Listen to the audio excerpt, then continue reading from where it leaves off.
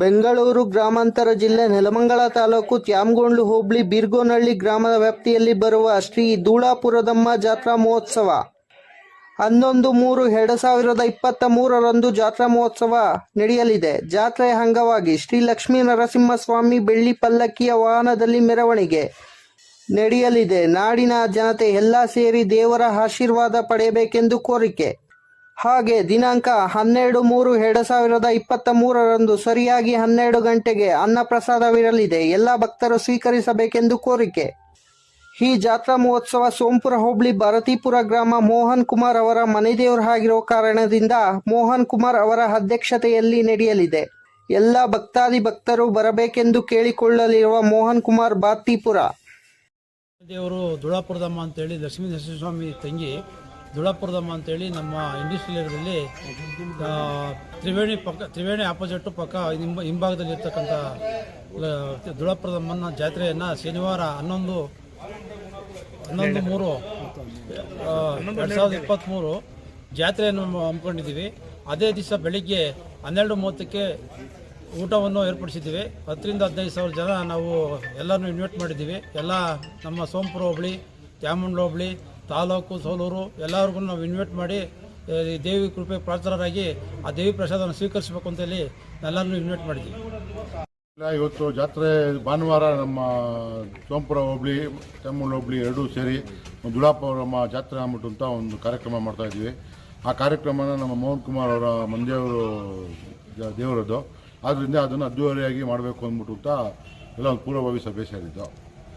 ಭಾನುವಾರ ದಿನ ಒಂದು 10,000-15,000 ಜನದವರೆಗೂ ಊಟ ಮಾಡಿಸ್ಬೇಕು ಅಂದ್ಬಿಟ್ಟು ಅವ್ರನ್ನ ಸಂಕಲ್ಪ ಮಾಡ್ಕೊಂಡಿದ್ದು. ಅದಕ್ಕೋಸ್ಕರ ಒಂದು ಜಾತ್ರಾ ಕಾರ್ಯಕ್ರಮ ಮಾಡ್ತಾಯಿದ್ವಿ. 11-3-2023 ಹಾಗೆಯೇ 12-3-2023 ಈ ಧೂಳಾಪುರದ ಒಂದು ಜಾತ್ರೆನ ನಮ್ಮ ಕೈಗಾರಿಕಾ ಪ್ರದೇಶದಲ್ಲಿ ಜಾತ್ರೆಯನ್ನು ಹಮ್ಮಿಕೊಂಡಿದ್ದೀವಿ.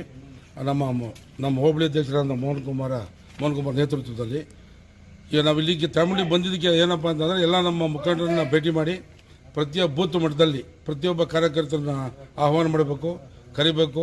ಹೆಚ್ಚಿನ ಸಂಖ್ಯೆಯಲ್ಲಿ ಬಂದು ಆ ದೇವಿ ಪ್ರಸಾದವನ್ನು ಸ್ವೀಕರಿಸಿ ಅಲ್ಲಿ ಆಶೀರ್ವಾದ ಪಡಿಬೇಕು ಅಂತೇಳಿ ನಾವು ಇಲ್ಲಿಗೆ ಅವ್ರನ್ನ ಆಹ್ವಾನ ಮಾಡೋಕ್ಕೆ ಇಲ್ಲಿಗೆ ಬಂದಿದ್ವಿ. ಸರ್ ಹೇಳಿ, ಜಾತ್ರೆ ಯಾವತ್ತು, ಜಾತ್ರೆ ವಿಶೇಷತೆ ಏನು? ಸರ್, ಜಾತ್ರೆ ಮುಂಬರುವ ಶನಿವಾರ ಮತ್ತು ಭಾನುವಾರದಂದು ಧೂಳಾಪುರದಮ್ಮನ ಜಾತ್ರೆ ಅಂದ್ಬಿಟ್ಟು ನಮ್ಮ ಇಂಡಸ್ಟ್ರಿಯಲ್ ಏರಿಯಾ ತ್ಯಾಮಗೊಂಡ್ಲು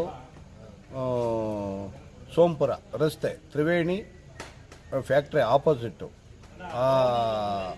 ಆ ಜಾಗದಲ್ಲಿ ಧೂಳಾಪುರದಮ್ಮನ ಜಾತ್ರೆ ಪ್ರಯುಕ್ತ ಒಂದು ದೊಡ್ಡ ಮಟ್ಟದಲ್ಲಿ ಒಂದು ಊಟದ ವ್ಯವಸ್ಥೆ ಹಮ್ಮಿಕೊಂಡಿದ್ದೀವಿ. ಆ ಊಟದ ವ್ಯವಸ್ಥೆಗೆ ಒಂದು 12,000-15,000 ಜನಕ್ಕೆ ಬೇಕಾದಂತಹ ಏನು ಊಟ ಆಗ್ಬೋದು, ವೆಜ್ ಆಗ್ಬೋದು, ನಾನ್ ವೆಜ್ ಆಗ್ಬೋದು, ಆ ಥರ ಮಾಡಿ ಒಂದು ವ್ಯವಸ್ಥೆ ಮಾಡಿದ್ದೀವಿ. ಆ ಒಂದು ಇದಕ್ಕೆ ನಮ್ಮ ತ್ಯಾಮಗೊಂಡ್ಲು ಸ್ನೇಹಿತರನ್ನ ನಮ್ಮ ಪಕ್ಷದ ಸ್ನೇಹಿತರೆಲ್ಲ ನಮಗೆ ತ್ಯಾಮಗೊಂಡ್ಲಿಗೆ ಹೋಬಳಿ ಒಳಗೆ ಎಲ್ಲರೂ ಏನವರು ಅವ್ರನ್ನೆಲ್ಲನೂ ಇಲ್ಲಿ ಆಹ್ವಾನ ಮಾಡೋಕ್ಕೆ ಬಂದಿದ್ದೀವಿ.